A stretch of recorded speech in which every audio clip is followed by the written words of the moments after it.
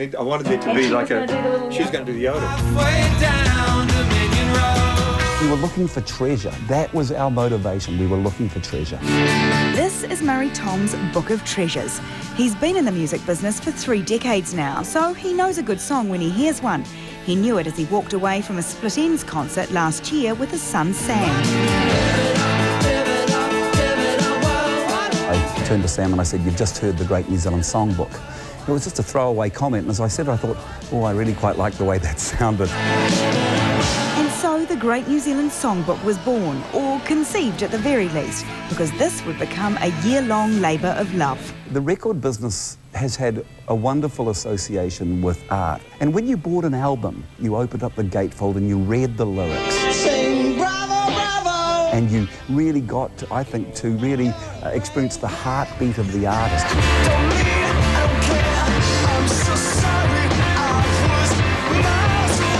And so every one of the artists was told to write out the lyrics in their own handwriting and tell the story of how their song came to be. The time that it takes to have the toast pop, the tea boil, a little bit of brewing, let's call it 7 minutes.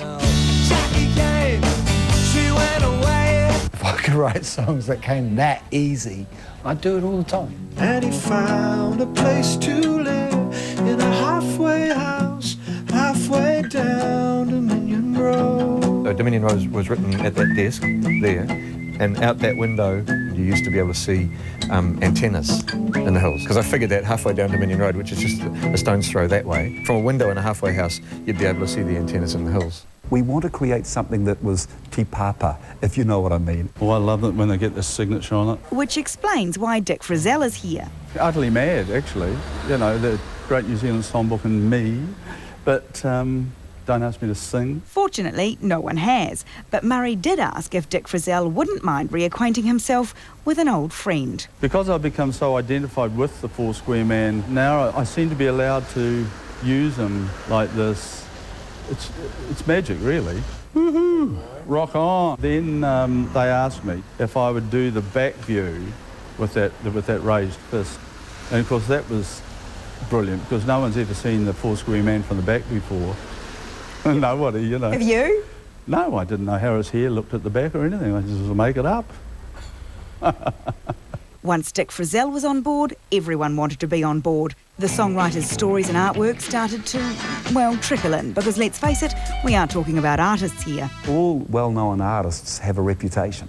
Some easy, some hard. And of course, you know, yeah, that's right, a timeline means different things to different people.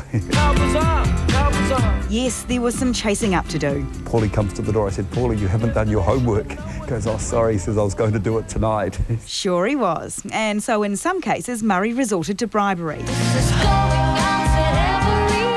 Beck and Bo Runga were both in LA when Murray caught up with them. I decided to put a bit of sibling rivalry into it and decided that, and said to them that the sister who, you know, gave their artwork back to us first, we'd give a pinky bar to. And so as a little incentive, then it was, in fact, Bo with the Stella track, and she sent hers straight down. Bo absolutely got her pinky bar. Yeah, we delivered. I'm amazed at how amazing the songwriters are as artists. Can't believe it. Yeah. I'm embarrassed. I should have put more effort into it, eh?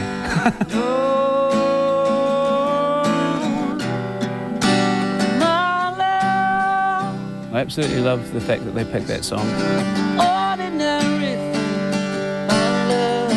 When you're playing a gig and you, a guy out the front will stick his arm up and he's got an ordinary thing tattooed along the side of his arm, it's pretty extraordinary, and you know that it really does touch some people, you know, more profoundly than perhaps even yourself. For songs to kind of seep into people's memory and for people to take them into themselves is quite a big deal, and you can't predict it.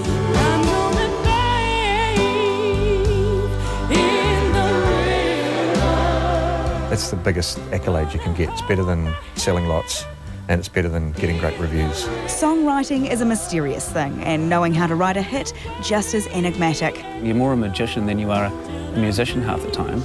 You're literally conjuring something out of nothing, you know, just like, ba-dang, there you go, and there's a rabbit out of a hat, and it happens to be a song. Then, of course, there are always the tricks of the trade. It's that little sneaky bit, so when it goes to brown, What is love?